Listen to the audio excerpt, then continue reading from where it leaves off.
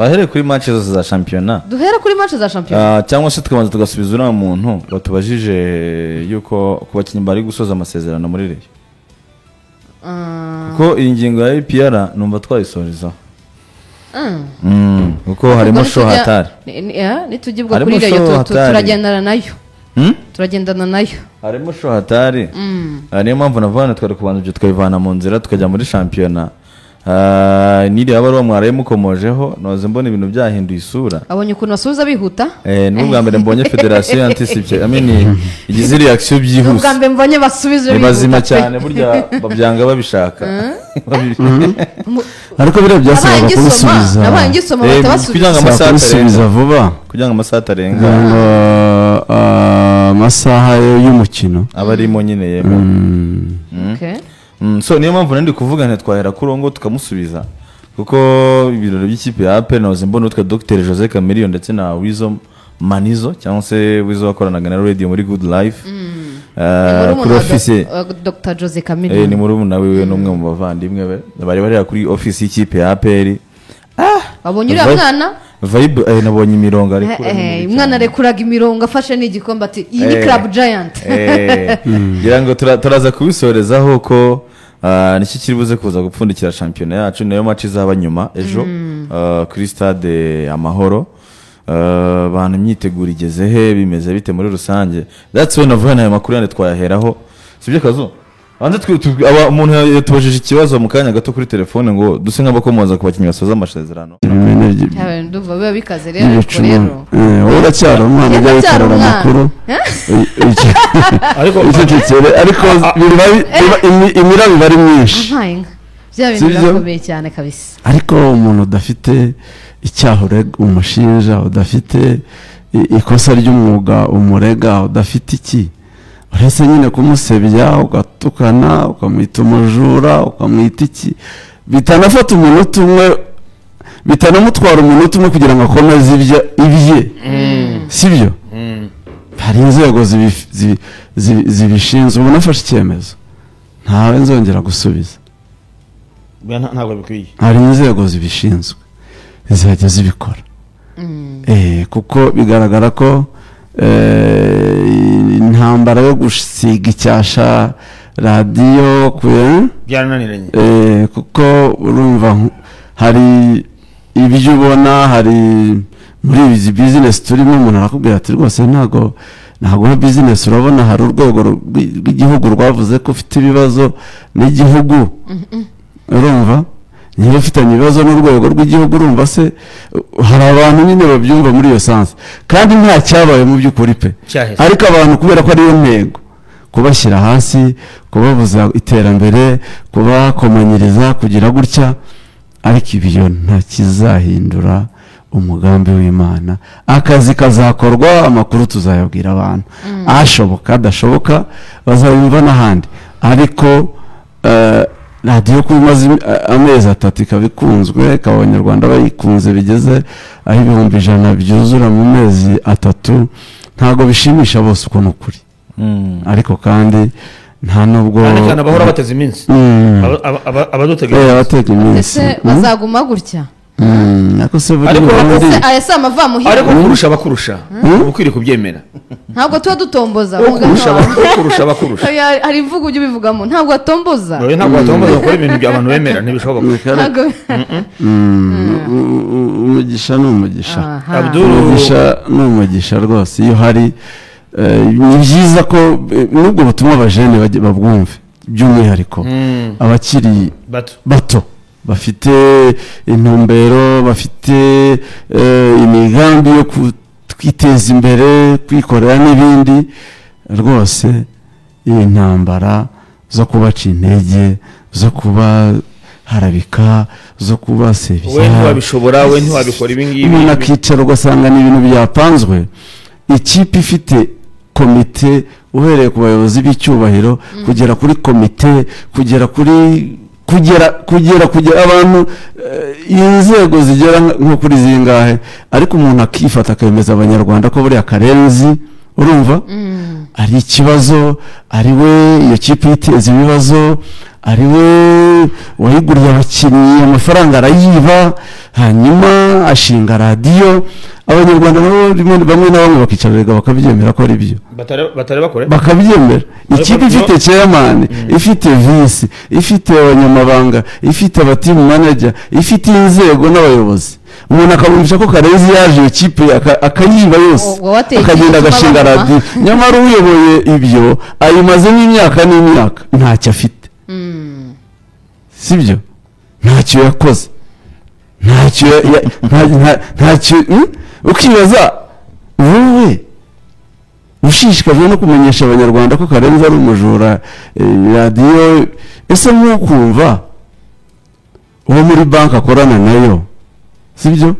Uwo kumva uwo mu parteneri uzi byose, uzi ko byagenze byose, wumva agutekerezaho iki? Uwo mwanya wawukoresha nawe ureba ibyo ukora bikaguteza imbere, sibyo? Ntabwo Karenzi, ntabwo SKFM yakize rwose. Turasitiragoringa, turi mu ntambara zo gutangira bizinesi igoranye ivunanye. Ishyari ni iki ko dukennye tumeze nabi?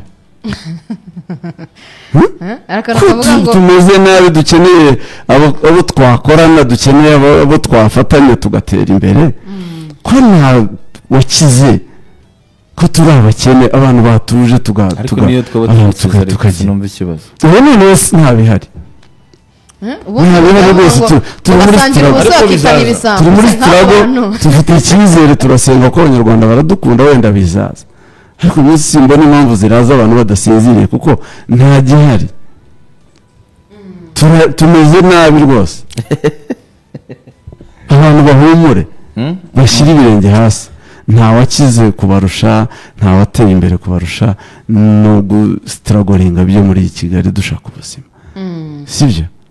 Naho icyo tutahurizaho n'igitekerezo, uruhande waba uriho ntariho, ntabwo rukwiye kutugira abanzi, sibyo? Abantu babyumve rwose, ntabwo bikwiye kutugira abanzi, ntabwo bikwiye kukuraza udasinziriye, ntabwo bikwiye kukuraza uhangayitse. Birafasha iki? Nta kintu bimaze.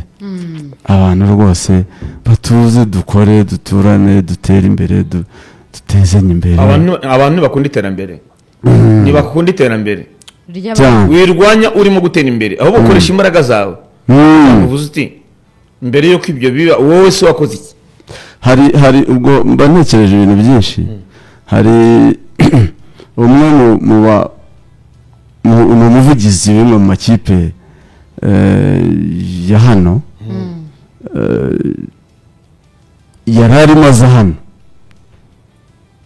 yansabye umwanya wo kumobiriza, sibyo?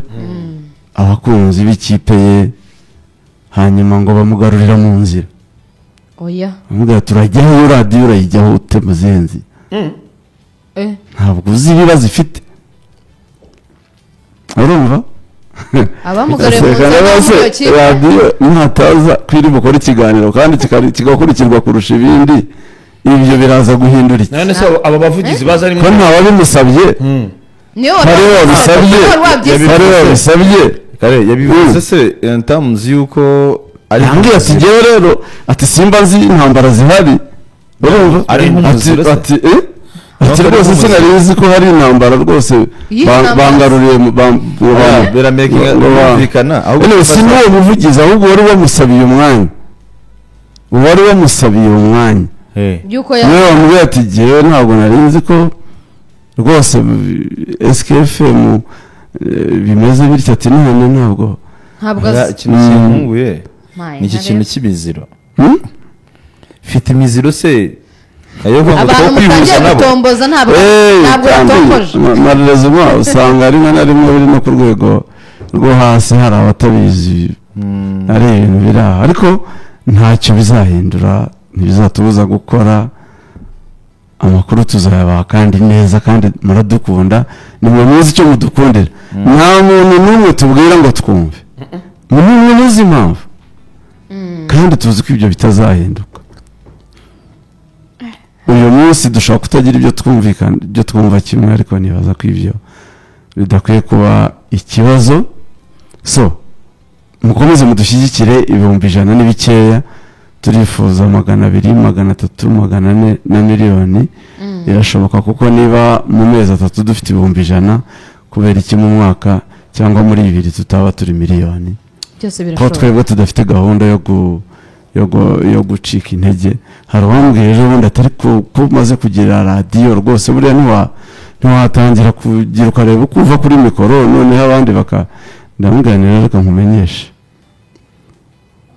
buriya hari ibyo rimwe na rimwe tujya tutumvikanaho na Kakoza Kensi, ariko si umwanzi wanjye. Dushobora kutagira ibyo twumvikanaho ariko si umwanzi. Aranyinsipira cyane, mureberaho, kuko umuntu kuba consistent imyaka irenga 10 12 kuva 10 yarateye imbere, afite radio, afite televiziyo, afite ikipe, afite iki, ariko akagira courage za saa 10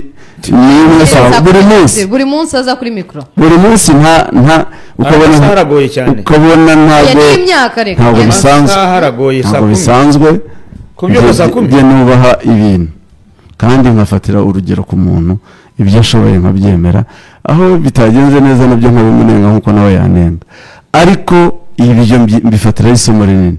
So abadukunda ntago duteze, sibyo, ntago duteze gucika intege. Turahari, Kazungu arahari, marahari na timu yose turahari, tuzakomeza icyo mwadukundiye kukibaha, nta kindi.